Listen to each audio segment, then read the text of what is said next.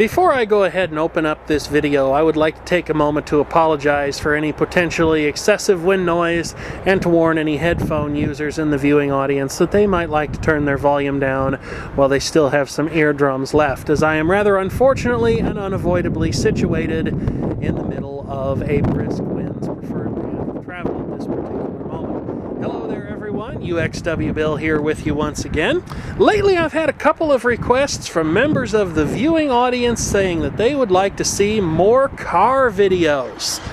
Well, I just want to take a moment to let you all know once again that when I make videos, they track very closely with the things that I am actually doing in real life. And as of late, unfortunately, that means that I have not been playing a lot with any of the various cars in our fleet, nor does it seem that any of them have been going for sympathy votes. But there is the 1988 Buick LeSabre. It is a sick Buick right now. And that means that the purpose of this video is to engage in a trade with those of you who wanted to see an automotive-specific video. That's right, I want something, and you're going to help me get it. Your mission, should you choose to accept it, is to offer your thoughts down in the video comments area as to what might be ailing this poor car after I have told you all of its defects. Speaking of its defects, because I will be doing this from memory and it's been a couple of days since I've worked on this car, there might be some details that I missed. There's also some stuff that's not really clear in my mind at this particular moment. And I'm going to refer you to please. I'm going to implore you, I'm going to beg, whine, wheedle, and plead that you please take a look down at the video description, even if you have watched this video already and read the description previously, because there might be information that you do not yet have. Alright, with that out of the way, onward and upward to the nature of the problem. I'm here at the Keykeeper's workplace where this car landed after its unfortunate breakdown. Furhead was driving this car back to college, and about halfway through the trip, it laid down and died on him. It just lost all power. He managed to drive it to a point where he could reach a safe parking space in the parking lot of what I must say is a very awesome restaurant, or at least a restaurant whose management is completely awesome, because when he went in and explained his situation to them, they told him, no problem, leave the car here for as long as you need to. Even if it's a couple days, it'll be fine with us. I wish I knew the name of the restaurant off the top of my head, because I would like to share with you their awesome customer service. But I digress. When the car started to lay down and die on Furhead, it began losing power. And toward the end of his time driving it, as he made it back to that restaurant parking lot, he was having to keep the car floorboarded just to run between 40 and 50 miles an hour, if it would even do that. Sometimes it would up and die in the midst of his trying to maintain speed. And as you can imagine, on a 4-lane interstate highway, that's not a very pleasant experience to have. The car was loaded up and it was trailered here to the Keykeeper's place of work. Now, here's what Furhead and Keykeeper have done. They've looked at the spark plugs. They've installed a new lower half of the ignition module. This car is equipped with the so-called Magnavox C3i ignition system, as opposed to the later Delco system with the 3 separate spark towers attached to the base plate. This has one monolithic spark tower that is a part of a 2-part assembly. The base plate is actually a separate piece. 2 are connected with wires. They've confirmed the firing order of the engine, that the spark plugs are in fact firing. They have done a fuel pressure check, and while I do not think the fuel pump on this car sounds very good at all, in fact it kind of sounds like it's mixing concrete, the simple fact of the matter is that the pressure of the fuel pump, when it is first turned on, it checks out. It is well within the normal operating range, so there doesn't seem to be any trouble there. Well, after Furhead and the Keykeeper worked on it, I got involved, and the Keykeeper and myself, we've run a couple of tests. And this is the part that I was busy with a couple of days ago. Excuse me.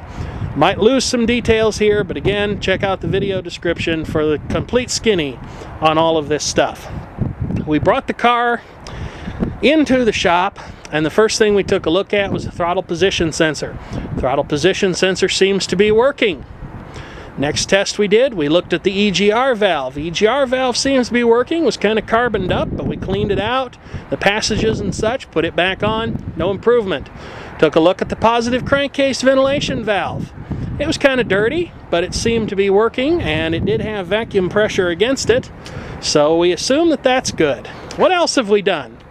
Well, the other thing that we did, we pulled the spark plug wires off and we ran a spark test. We have fire on all 6 cylinders of the car's engine. And then we moved our attention to the fuel injectors, because the one thing that happens when this car starts up and runs, which by the way it will not do if you just turn the key and hope for the best. No, the only thing that it will do is it will die unless you put your foot in it. But when you've got your foot in it and the car is running, it is extremely, unbelievably rich. The odor of gasoline is almost overpowering coming out of the motor. So we thought maybe we've got leaky fuel injectors or something along those lines. We pulled the fuel injectors, put clean, dry rags underneath them.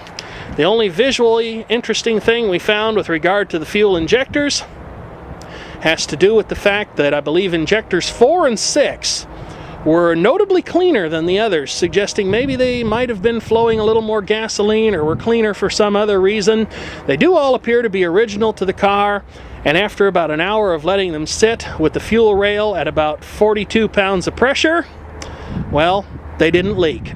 So much for that theory, I guess. We pulled the number 5 spark plug before we ran out of time for the day, and the spark plug was not only fouled, it was also wet with gasoline. We have checked the vacuum lines under hood, replaced a couple of cracked ones, but again, no improvement. And we rounded things out by pulling codes from the computer.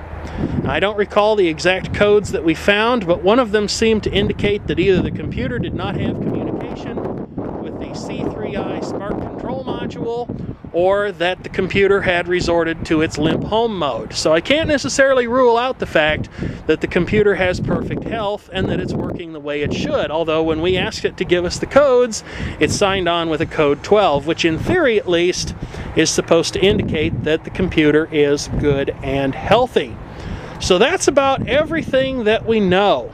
We have tested everything that we could. We've been through the General Motors service manual for all of the symptoms that this car has, the inability to start without keeping your foot in it. We've run every test in that manual to the best of our ability. The one thing that unfortunately we don't have is a Tech 1 scan tool to read the sensor data coming into this car's computer.